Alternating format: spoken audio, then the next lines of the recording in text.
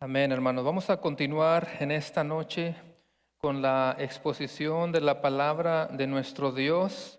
Yo sé que cada cultura lo hace diferente, hermanos, y para nosotros es bien importante, sobre todo en una semana como esta, donde la palabra de Dios no puede faltar. Y hoy, hermanos, vamos a hablar de un pasaje que usted conoce bastante bien. Hoy vamos a hablar de esa oración que Jesús hizo en el Getsemaní. ¿Se recuerda? Vamos a hablar de esa oración que Jesucristo hizo allá en el huerto o en el jardín del Getsemaní. Y hermanos, hoy se lo digo, yo espero que ante el texto que vamos a estudiar hoy, hermanos, podamos caer rendidos ante Jesucristo, que podamos caer rendidos ante su majestad, que admiremos su cruz y más allá de eso lo que pasó en esa cruz, que podamos admirar a Cristo, que podamos contemplar su obra de redención cuando Cristo, el Hijo de Dios y Dios mismo, Él desciende para padecer, para morir por los pecadores. Es un pasaje fuerte, hermanos, porque estamos mirando cómo Cristo, quien es Dios, la segunda persona de la Trinidad, está pidiendo ayuda. El que todo lo puede está de rodillas implorando, clamando por ayuda a su Padre. Sé que lo hemos leído muchas veces, hermanos, pero quizá no nos hemos dado cuenta de que este pasaje es uno de esos pasajes tan difíciles de digerir, de masticarlos o incluso de explicarlos o expresarlos con palabras. Es bien profundo el tema que vamos a leer hoy. Una cosa es que lo leamos, una cosa es que usted y yo lo creemos y entendemos hasta cierto grado, pero hoy nos vamos a dar cuenta. Yo espero que todos esta noche se den cuenta de que no podemos comprender lo que solo Cristo estaba sintiendo en ese momento. Personas como el gran Charles Spurgeon, acerca de esa oración y ese momento, Charles Spurgeon dijo: ningún hombre puede exponer correctamente un pasaje como este. Y aquí tienen a su pastor tratando de hacer la lucha, que el Espíritu Santo nos ayude para comprender un poquito.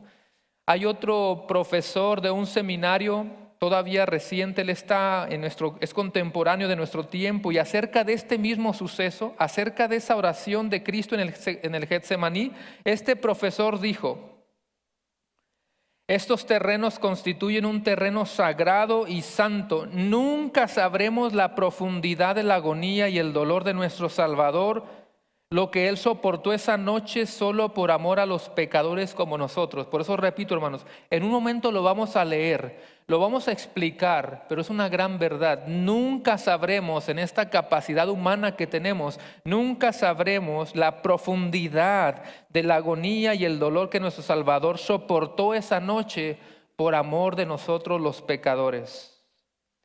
Así que yo le voy a pedir que abra su Biblia en Marcos capítulo 14 y se ponga de pie para leer algo aquí brevemente. Marcos capítulo 14, versículos del 32 al 42. Repito, Marcos capítulo 14, del 32 al 42.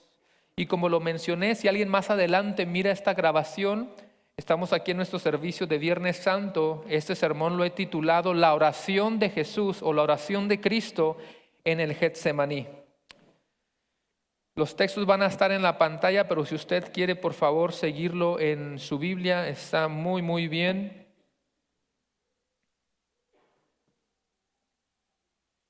Marcos 14, desde el versículo 32, escuche, dice así: vinieron pues a un lugar que se llama Getsemaní, y dijo a sus discípulos: sentaos aquí entre tanto que yo oro. Y tomó consigo a Pedro, a Jacobo y a Juan, y comenzó a entristecerse y angustiarse. Y les dijo: mi alma está muy triste hasta la muerte, quedaos aquí y velad. Yéndose un poco adelante, se postró en tierra y oró que si fuese posible pasase de él aquella hora. Y decía: Abba, Padre, todas las cosas son posibles para ti, aparta de mí esta copa. Mas no lo que yo quiero, sino lo que tú. Vino luego y los halló durmiendo y dijo a Pedro: Simón, ¿duermes? ¿No has podido velar una hora? Velad y orad para que no entréis en tentación. El espíritu a la verdad está dispuesto, pero la carne es débil. Otra vez oró Otra vez fue y oró diciendo las mismas palabras. Al volver, otra vez los halló durmiendo, porque los ojos de ellos estaban cargados de sueño y no sabían qué responderle. Vino la tercera vez y les dijo: dormid ya, descansad, basta, la hora ha venido. He aquí, el Hijo del Hombre es entregado en manos de los pecadores. Levantaos, vamos, he aquí, se acerca el que me entrega. Cierre sus ojos. Señor, te damos la gloria a ti, Señor. Y estamos aquí postrados delante de ti, aunque todos los días deberíamos de recordar esto. Pero como ya está en nuestro calendario una fecha como esta, la tomamos de una manera especial para recordar ese sacrificio. Te pido para que yo solamente sea un instrumento que tú vas a utilizar y que tú me ayudes ante un texto tan complejo, un texto tan profundo, que comprendamos lo que tú deseas que comprendamos. Y que esto nos ayude a valorar la cruz, a valorar el sacrificio, pero también a aprender algunas aplicaciones prácticas en cuanto a la oración que Cristo hizo y nuestra oración el día de hoy. Sé con cada uno de mis hermanos. Abre nuestra mente, nuestro corazón, nuestro entendimiento para que podamos recibir tu palabra hoy. Y te lo pedimos todo en el poderoso nombre de Cristo Jesús. Y la iglesia dice: amén, amén. Puede tomar su lugar. Si usted había leído este pasaje antes, le puede hacer así: levante su mano si usted había leído este pasaje. Muchos de nosotros ya hemos leído este pasaje. Es muy, muy conocido. Pero repito, hermanos, no nos habíamos dado cuenta quizá de lo profundo que esto es. Esto es como tratar de entender con nuestra mente humana limitada lo que estaba pasando por ese ser que es verdaderamente Dios y verdaderamente hombre. Es como tratar de entender lo que está pasando por ese ser que es divino y al mismo tiempo tiene una naturaleza humana. ¿De qué manera lo está sufriendo?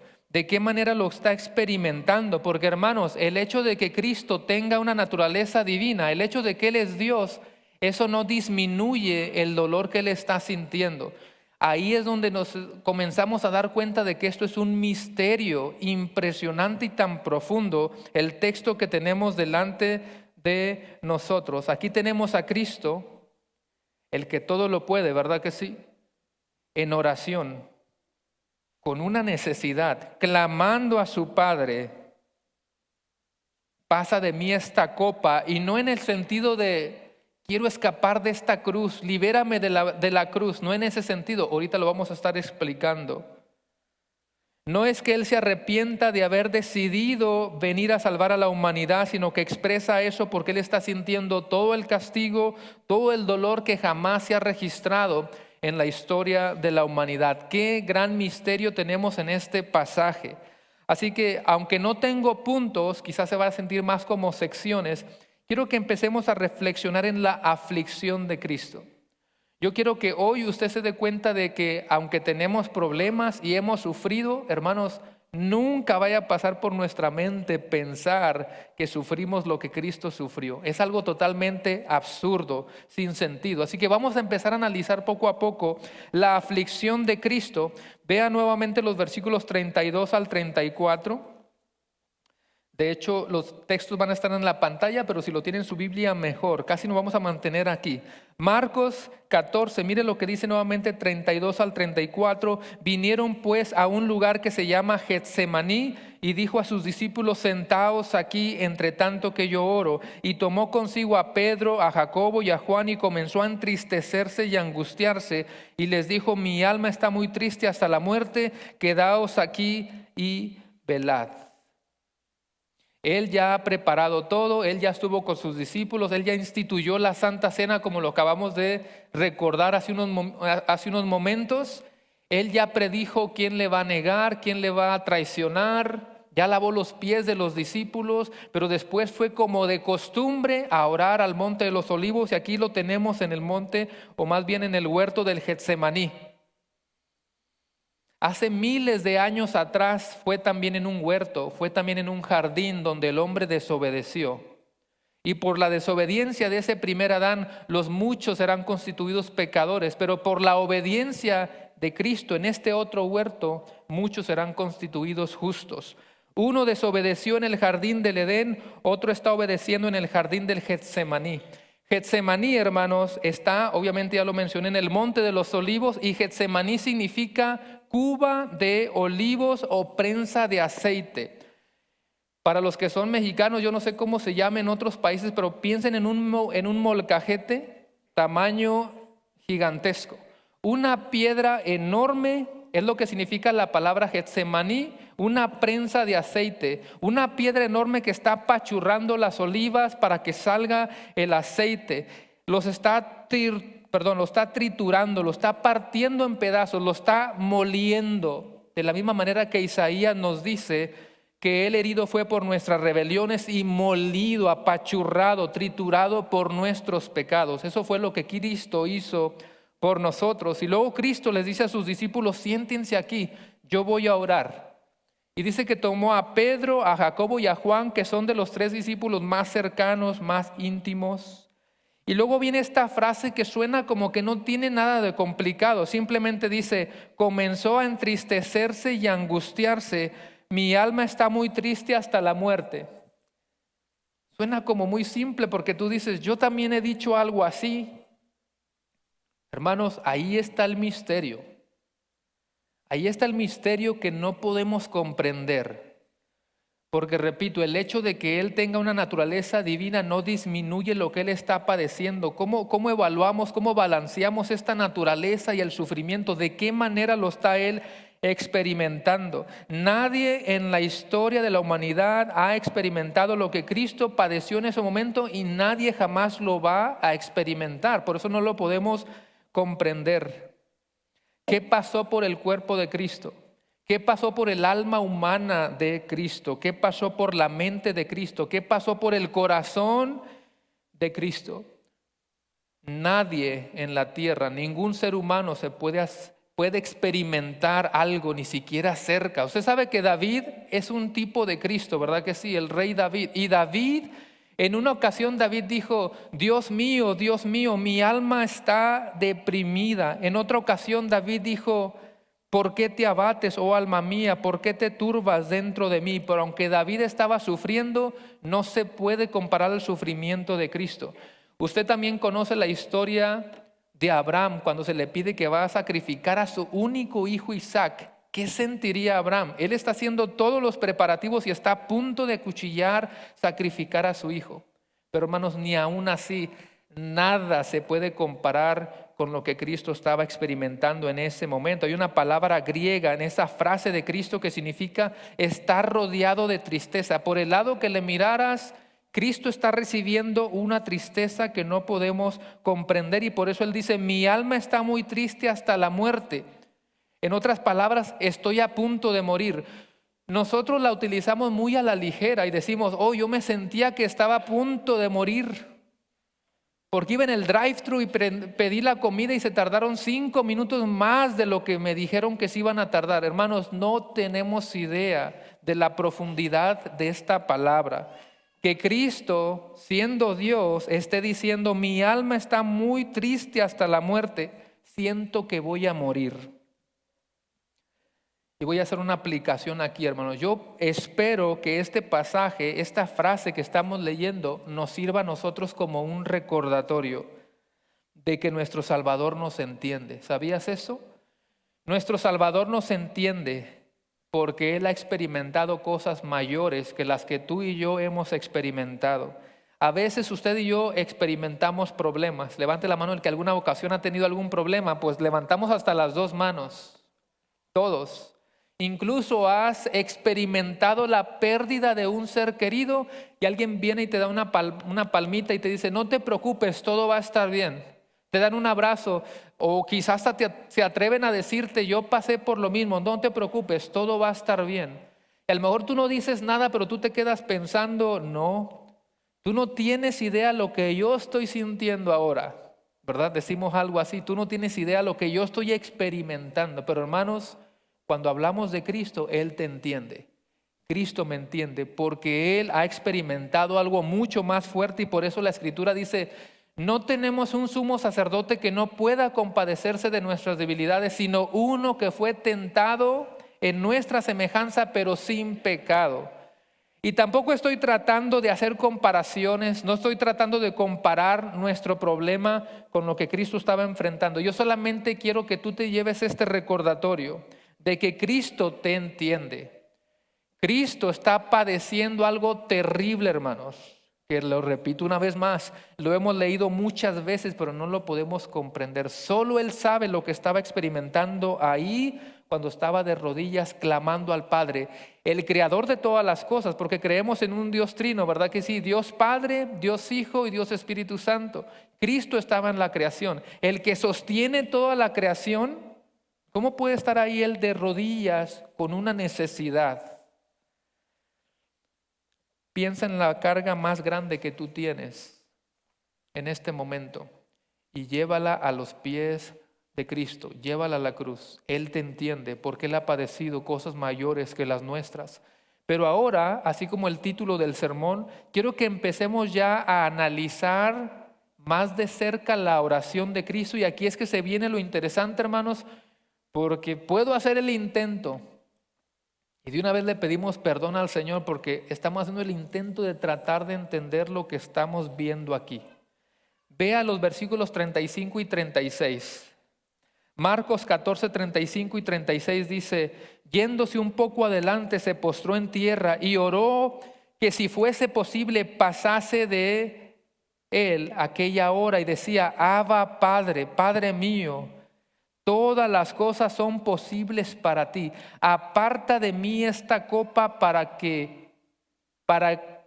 mas no lo que yo quiero, sino lo que tú. Otra versión dice que no se haga mi voluntad, sino que se haga tu voluntad. Hermanos, algo está pasando por el corazón de Jesús que lo lleva a expresar algo tan fuerte. Él acaba de decir: Padre, si es posible, pasa de mí esta copa. No me va a negar, ahorita, una vez más, ahorita lo vamos a explicar, pero no me va a negar que a primera vista eso suena como si Jesús se estuviera arrepintiendo. ¿A poco no?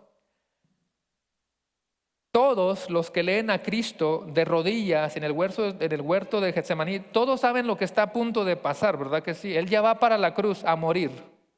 Y si Cristo ahí está diciendo: Señor, permite que no pase esta copa, no me va a negar que a primera vista pareciera como si Jesús estuviera diciendo: Señor, pues andaba muy valiente, pero ya que estoy sintiendo este dolor, a mí se me hace que mejor no. Yo sabía lo que vine, pero ya con esta angustia y este sufrimiento no habrá una otra forma, pero a mí se me hace que ya mejor no, vamos a cambiar el plan. Así que miremos primero lo que el texto no significa. ¿Están despiertos, hermanos? Miremos lo que el texto no significa. Cuando Él expresa: aparta de mí esta copa, o como dice Lucas, pasa de mí esta copa, Él no está diciendo: no permitas que yo pase por la cruz, o bríncame de la cruz. Él no está diciendo eso. Él no está diciendo: es tanto el dolor que siento ahora que mejor invéntate otro plan. Jesús no le teme a la muerte, ¿usted lo cree? Cristo no le puede tener miedo a la muerte, Cristo no le puede tener miedo a la cruz, Cristo no le puede tener miedo al dolor físico que usted y yo experimentamos. Cristo no le tiene miedo, repito, al dolor físico y la muerte física, porque Él mismo nos acababa de enseñar de que no le tengamos miedo a eso. ¿Quiere verlo? Mire lo que dice Lucas 12, versículo 4 y 5.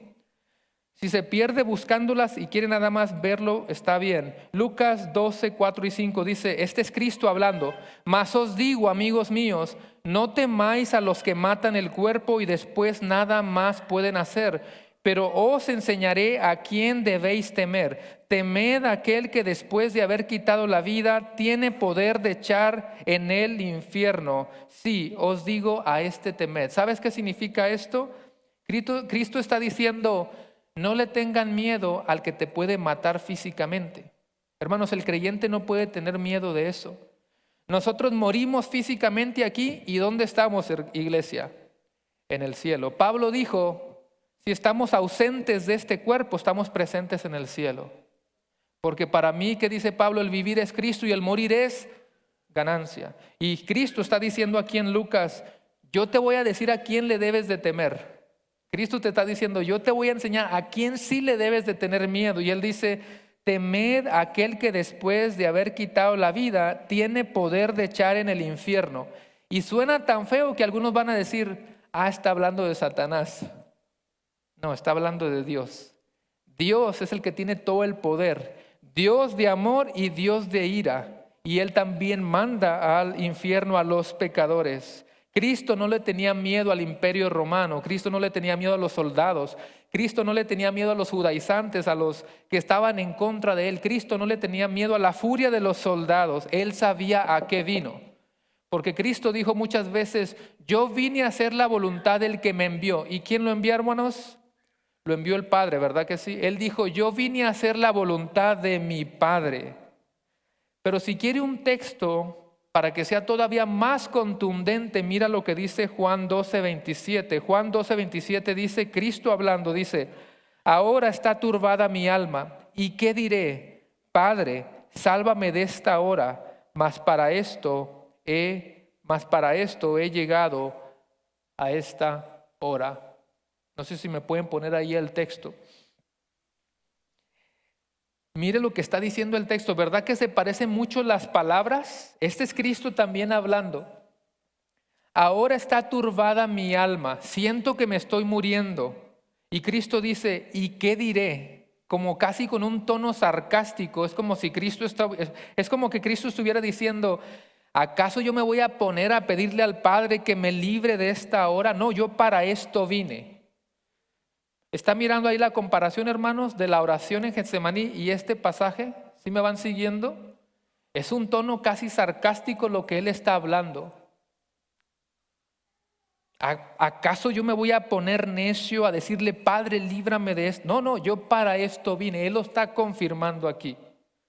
Ahora regrésese a Marcos 14 nuevamente.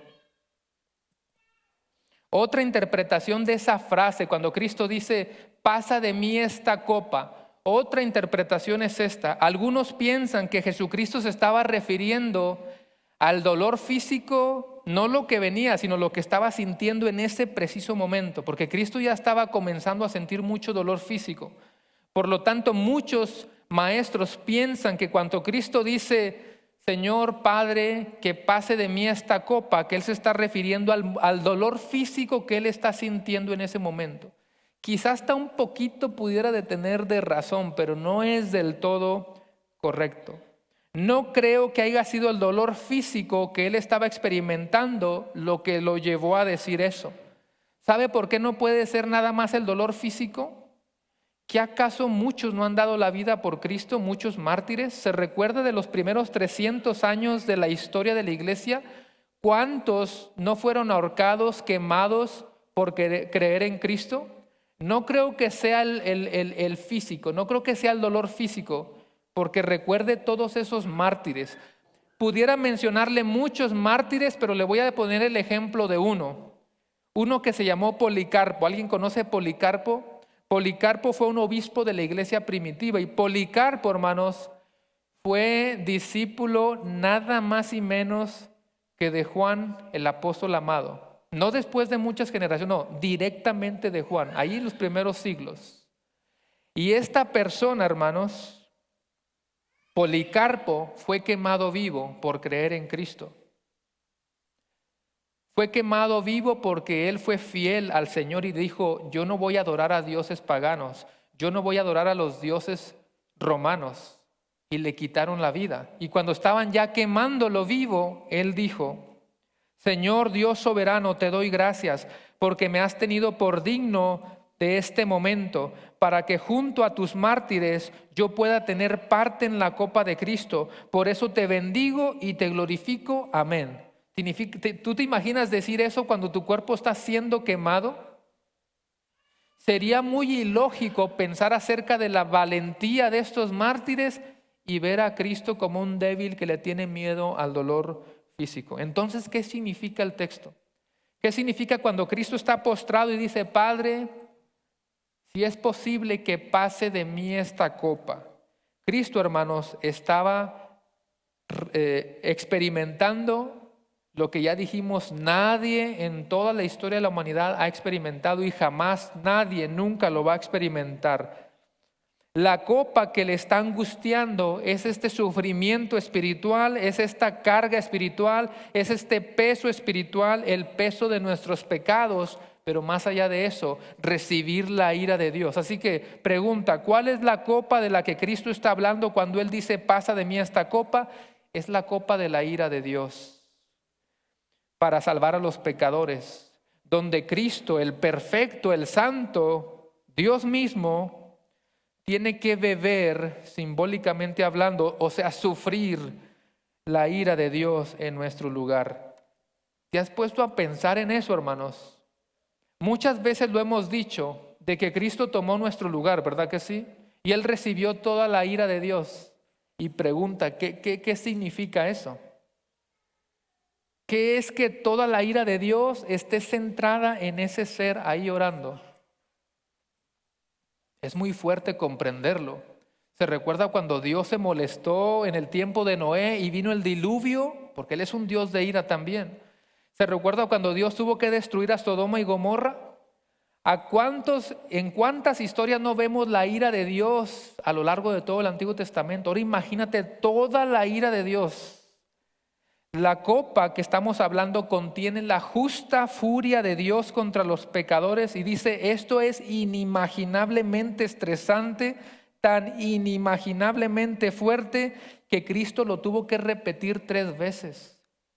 Nosotros nada más lo leímos una vez. Cuando tú lees Mateo, Marcos, Lucas, Juan y vas construyendo la historia, tú te das cuenta que esto lo pronunció 3 veces. ¿Qué tan fuerte sería la ira de Dios en Cristo que lo lleva a pronunciar 3 veces? Padre, si es posible, pasa de mí esta copa. Y luego va y los encuentra, ¿cómo, hermanos? Así como, no se cree, dormidos. Él había orado por 1 hora. La Biblia nos dice que ya llevaba 1 hora orando. Los encuentra dormidos, otra vez viene a orar el Padre. ¿Y sabe qué va a hacer? A orar por otra hora y vuelve a lo mismo. Padre, si es posible, una vez más, ¿cómo comprendemos ese misterio? ¿Qué no se supone que Cristo todo lo puede? Y al mismo tiempo 3 veces está implorando, Padre, si es posible, pasa de mí esta copa. ¿Cómo podemos explicarlo? Tim Keller, un escritor, teólogo contemporáneo también, dice esto: en el huerto de Getsemaní se vuelve hacia el Padre y todo lo que puede ver ante Él es la ira, el abismo, la cima. Jesús comenzó a experimentar la desintegración espiritual, cósmica, infinita, que le sucedería cuando se separara de su Padre en la cruz. Jesús comenzó a experimentar simplemente un anticipo y se tambaleó. Y a veces quisiéramos tener un poquito más de detalles, ¿verdad? Como poder comprender un poquito más y hasta ahí llegamos, no se puede más. Pero lo que sí sabemos es que es tan profundo que no lo podemos comprender. Qué ironía, ¿no? Eso sí lo tenemos bien seguro. Lo que sí sabemos es que es tan profundo que no lo podemos comprender. Pero yo sé que muchos de ustedes han hecho esto, hermanos, de que tú lees una porción y entiendes algo, ¿verdad? Pero luego lo lees en otra carta y como que vas complementando. Bueno, vaya conmigo a Lucas capítulo 22. Yo sé que también muchos lo han leído. Lucas agrega otros detalles. Lucas capítulo 22. Versículo 42 al 44.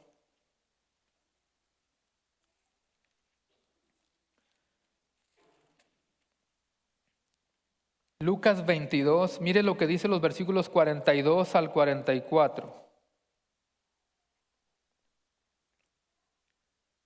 Diciendo, Padre, si quieres, pasa de mí esta copa, pero no se haga mi voluntad sino la tuya. Y se le apareció un ángel del cielo para, ¿qué dice, hermanos? Fortalecerle. Y estando en agonía, oraba más intensamente y era su sudor como grandes gotas de sangre que caían hasta la tierra. Ya vimos lo que significa la frase, pasa de mí esta copa. No que le esté sacando la vuelta a la cruz. Él sabe que va a morir físicamente. Es esa copa de la ira de Dios, porque cuando, hermanos, Cristo recibe toda la ira de Dios, en cierta manera, que también es muy difícil de comprenderlo, pero en cierta manera es como que Dios le va a tener que dar la espalda a su Hijo. Y Cristo sabe que eso viene, se está aproximando. Y este pasaje de Lucas nos dice que un ángel se le apareció. ¿Para qué se le apareció un ángel a Cristo? Si usted leyera un poquitito antes de tarea allá en su casa, Lucas, justamente eso había hecho Cristo. Cristo había fortalecido a Pedro y a sus discípulos, oró por ellos para fortalecerlos. Ahora un ángel está viniendo para compadecerse y para fortalecer. No vino para consolarlo nada más, no vino para animarlo. El ángel no vino para darle una palmadita a Cristo, tú puedes, no. La frase ahí es para fortalecerle y indica algo bien fuerte, hermanos. Algo está pasando con Cristo, con su ser, que Cristo acababa de decir, yo siento que estoy al borde de la muerte. Ahora, Dios no puede morir, Dios no puede desmayar, Dios no puede fallar, pero es su alma humana la que siente que está al borde de la muerte. Y hermanos, hay muchos estudiosos, hay muchos teólogos que piensan que Cristo literalmente estaba a punto de morirse si no fuera por el Padre que lo va sosteniendo, pero el alma de Cristo está hecha a pedazos porque está comenzando a sentir la ira y algo viene todavía mayor. Dice el versículo 44 que ya leímos en Lucas 22, 44, y estando en agonía oraba más intensamente y era su sudor como grandes gotas de sangre que caían hasta la tierra. Note que el texto dice, hermanos, que cuando estaba en agonía oraba más intensamente. Ojalá pudiéramos aprender nosotros eso. La prueba se vino más fuerte, yo oro más fuerte. El problema se vino más grande, más fuerte, yo oro más fuerte. El desierto por el que voy caminando se vino más fuerte, yo oro más fuerte. Si la prueba es grande, nuestro Dios es más grande. Así que yo voy a seguir orando más intensamente. Y después dice que de su frente caían como grandes gotas de sangre que caían hasta la tierra. Y yo sé que esto también se ha interpretado de muchas maneras. Es lo que se conoce como la enfermedad de la hematidrosis. La hematidrosis es algo real. Usted puede buscar ahí en Google acerca de la enfermedad de la hematidrosis y te vas a toparte con fotos de personas sudando sangre o con manchas en la piel. Quería mencionar muy brevemente lo que es esto de la hematidrosis, no por ponernos muy técnicos, pero para comprender un poquito más. Es un fenómeno porque tampoco vamos a decir que pasa todo el tiempo. Casi no hay casos, pero sí es real. Escuche esto. El sentido de este proceso es que el organismo se prepara para el peligro llevando toda la sangre a órganos vitales. Esto hace que aumente mucho la presión arterial y se activa en el organismo una descarga simpática colinérgica vasodilatadora que provoca una gran sudoración para perder volumen y así disminuir la presión. Estamos hablando cuando una persona sufre sudoración de sangre a través de la piel. Cuando alguien en la historia ha sufrido esta enfermedad, que son pocos casos, se ha dicho que la razón ha sido una condición de un extremo estrés. Puede ser un estrés psicológico, mental, sobre todo cuando el miedo intenso de la muerte está presente. Ahora, ya dijimos que en el caso de Cristo, Él no está sintiendo ningún tipo de muerte. Así que no podemos afirmar 100% de que Cristo está padeciendo esta enfermedad de la hematidrosis. Son diferentes posturas, yo solamente se las estoy presentando. Una vez más, Lucas dice que Jesús está sudando como grandes gotas de sangre. Note que en la parte baja no dice, y era su sudor grandes, no, dice, era su sudor como. ¿Ve que primero dice cómo? O sea, no estás diciendo 100% que Jesucristo estaba sudando sangre. Está diciendo como gotas de sangre. Y muchos lo toman como una metáfora para hablar y mostrarnos el derramamiento de la sangre de Cristo que está a punto de dar por nosotros. No podemos saber, hermanos. Es muy difícil interpretar si Cristo lo experimentó de manera literal o es una metáfora. Ahora, ¿quién escribió el libro de Lucas? Pues Lucas. ¿Alguien se recuerda cuál era la profesión de Lucas? Era un médico de profesión. Y Lucas es el que está acostumbrado a escribir científicamente. Él se prepara para escribir Lucas y Hechos. Tiene mucha profundidad. Así que tampoco debería de sorprendernos de que Lucas, siendo médico, agregó ese detalle. Puede ser que sí, puede ser que no. El texto solamente dice que Jesucristo está en esa angustia. Siente que se va a morir y hasta está sudando algún tipo de sangre. Es muy difícil de comprender todos estos pasajes. Que Cristo le tenga que clamar a su Padre: pasa de mí esta copa, sabiendo que el Padre le va a dar la espalda. Y yo sé que ese también es otro término que no quisiéramos caer en una herejía aquí porque es muy complicado. Usted sabe que creemos en Dios Padre, Dios Hijo y Dios Espíritu Santo. Ellos no se pueden separar nunca, son uno en esencia. Pero de alguna forma misteriosa el Padre le está dando la espalda porque Cristo tiene toda la ira de los pecadores. Y por eso es que Cristo en la cruz, se recuerda que Él dice: Elí, Elí, lama sabactani. Dios mío, ¿por qué me has desamparado? Quizá nos pueda ayudar un poquito, como lo explica John MacArthur cuando él dice: Él es santo. ¿Usted cree que Cristo es santo? Luego dice: Él es perfecto. ¿Usted cree que Cristo es perfecto? ¿Cómo un ser perfecto en absoluto y santo totalmente puede llevar el pecado de miserables manchados en pecado, inmundos en justicia como nosotros? Eso nos debe de volar la cabeza y por eso el Padre le da la espalda. ¿Cómo entender la mente de Dios? ¿Cómo entender la mente de Dios Padre y de Dios Hijo? Porque hemos estado hablando nada más del Hijo, la segunda persona de la Trinidad, pero no, ya no, ¿para qué le seguimos? ¿Qué sentiría Dios Padre? Porque su Hijo le está pidiendo algo. Levante la mano los que son padres, los que son papás. Quizá tus hijos ya están grandes, pero eso no significa que ya se te olvidó cuando estaba tu niño chiquito y te pedía algo. Y tú siempre le respondes, siempre. O si no podías, le decías: hijo, ahorita no puedo, pero siempre haces todo lo posible por dar lo mejor a tus hijos. ¿A poco no? ¿Y ahora qué hacemos aquí? El Hijo le está pidiendo al Padre: Padre, si es posible salvar al mundo, eso no cambia, pero de otra forma, donde no tenga que tomar la copa de la ira y para que tú no me des la espalda. ¿Puede el Padre conceder eso al Hijo? ¿Será posible escaparse de esa ira? ¿Qué pasa si Cristo no recibe la ira en nuestro lugar? ¿Quién tiene que recibir toda esa ira, hermanos? ¿Puede el Padre responder eso? Pregunta: ¿puede Dios hacer todas las cosas? Amén. ¿Siempre nos escucha? Amén. ¿Siempre nos responde? Amén. A veces es un sí, a veces es un no, o a veces un ¿qué, hermanos? Una espera. Pero Él sabe todo. Pero en esto que hacemos, ¿puede el Padre responder esta petición de su Hijo? Sí lo hizo, hermanos, pero en una manera diferente, no como usted y yo se lo hubiera imaginado. Si usted y yo estamos escribiendo la Biblia, diríamos: hoy sí, que el Padre le responda y que no haya cruz, o que no tenga que cargar la ira, o que el Padre no le dé la espalda. No sé cómo usted y yo lo escribiríamos. Pobrecito Jesús, diríamos. Pero mire lo que dice Hebreos 5:7. Si vaya en su Biblia a Hebreos 5, versículo 7.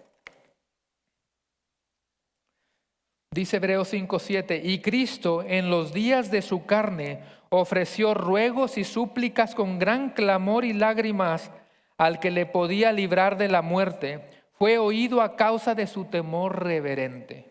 Este pasaje, hermanos, de Hebreos 5 nos está hablando del mismo suceso. Nos está hablando de lo mismo que Cristo está experimentando. Y en Hebreos dice que Cristo en los días de su carne ofreciendo, dice, ruegos, súplicas, con gran clamor y lágrimas. ¿A quién fue?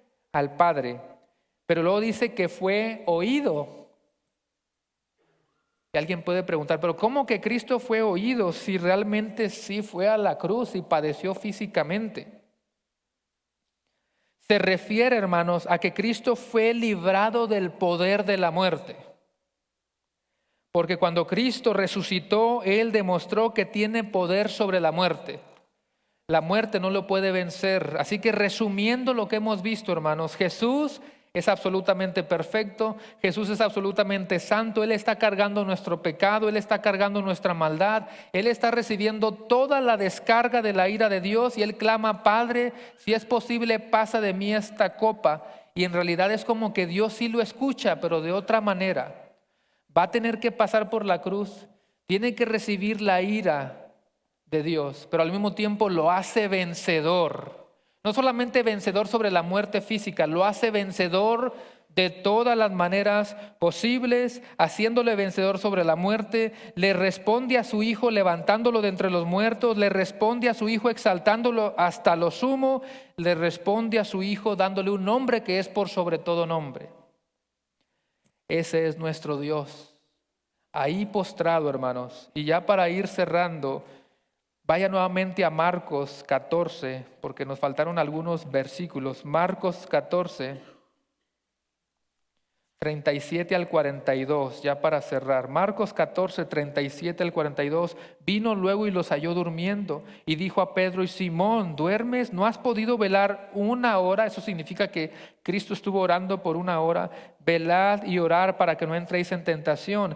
El espíritu a la verdad está dispuesto, pero la carne es débil. Dice, otra vez fue y oró diciendo ¿qué dice? Las mismas palabras. Al volver otra vez los halló durmiendo, porque los ojos de ellos estaban cargados de sueño y no sabían qué responderle. Vino la tercera vez. ¿Y qué pasó la tercera vez? Ya estaban orando, hermanos, y les dijo: dormid ya. No sé si Cristo estaba como: no, ya mejor, ya ni le muevan. 3 veces, por eso se expresa así: dormid ya, descansar, basta, la hora ha venido. Miren, ahí viene Judas, el que me va a entregar. Cada detalle de este pasaje es muy interesante, hermanos, porque el que es perfecto está orando y los que son débiles a causa de la carne, ¿cómo están? Dormidos. Llevan 3 años estudiando con el maestro de maestros. Han corrido con Cristo el ministerio. Han visto señales, han visto milagros. Vieron a Cristo darle la vista a los ciegos, darle el caminar a los cojos. Han visto a Pedro caminando sobre el agua porque Cristo le dijo: ven. Han visto cómo Cristo resucitó a Lázaro y Él lo único que les pide es: oren conmigo. ¿Y cómo se quedaron? Dormidos.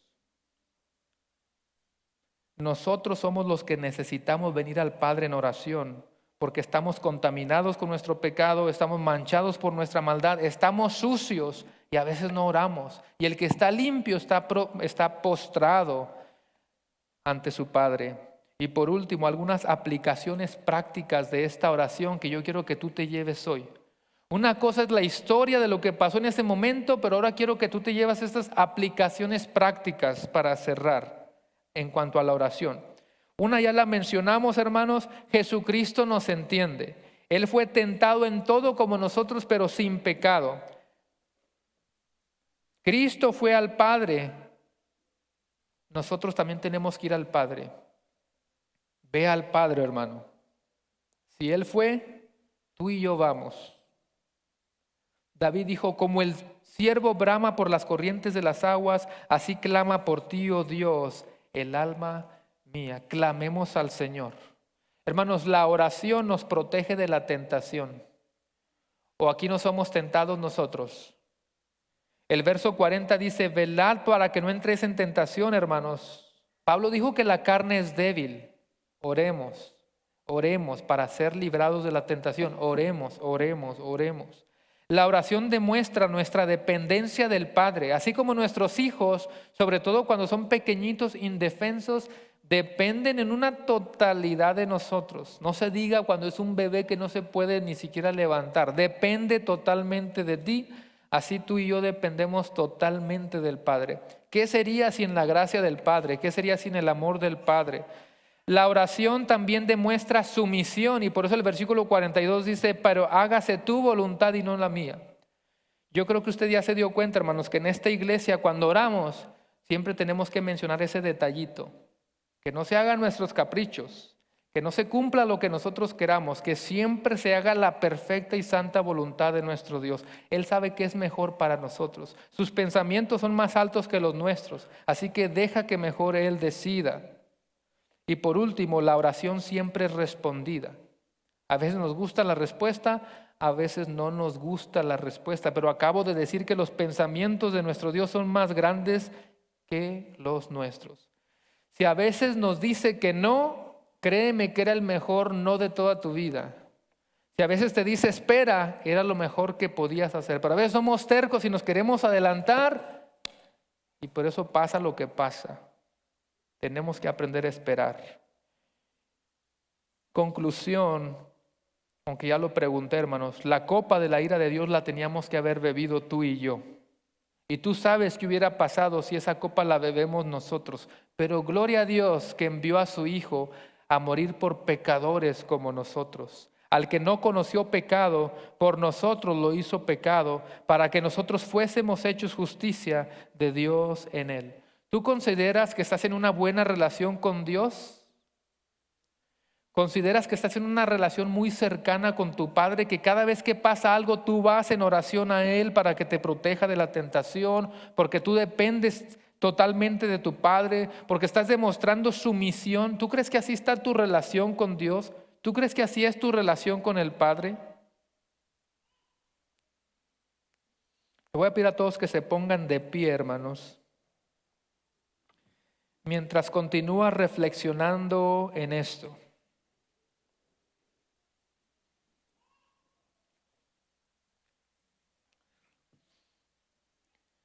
En 1989, yo ya tenía, no iba a decir cuántos años tengo, mejor no revelo. En 1989, no sé cuántos estaban aquí ya en Estados Unidos en esa fecha. Seguramente muchos vieron ese artículo en National Geographic de un incendio en el parque de Yellowstone. ¿Alguien sabe de lo que estoy hablando? En el 1989, un incendio como un infierno en ese parque. Y como siempre, los bomberos, los guardabosques comenzaron a hacer su trabajo para intentar apagar ese infierno. Uno de los bomberos encontró un pájaro petrificado, hecho casi cenizas, totalmente achicharrado, no sé cómo lo dice, en una base alta de un árbol. Y uno de los bomberos con una rama, con un tronco, golpeó ligeramente ese pájaro hecho pedazos. No sé si lo tocó el fuego o el mismo humo tóxico llegó hasta donde estaba y estaba totalmente quemado. Y cuando ese bombero tocó así, salieron de ahí 3 pollitos bebés de las alas calcinadas de su madre. Cuando el instinto de madre supo del peligro que venía, se activó ese amor incomprensible y llevó a sus crías a un lugar seguro, sabiendo que el humo tóxico se elevaría. Lo llevó a una parte alta, los llevó a una parte alta del árbol y cubrió debajo de sus alas a sus 3 polluelos.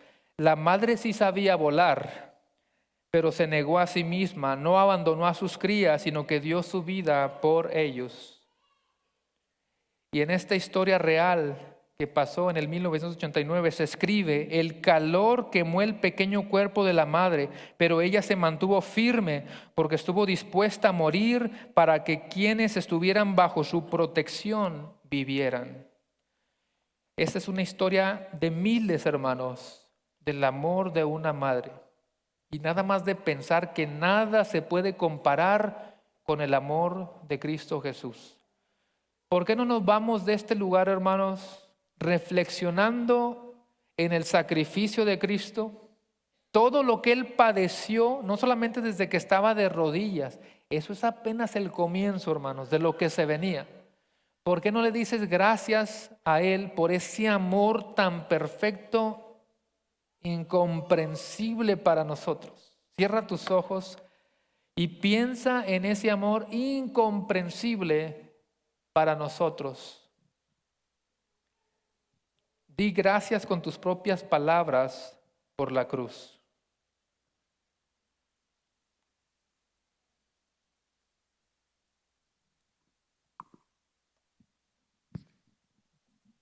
no debemos de extrañarnos de tomar un tiempo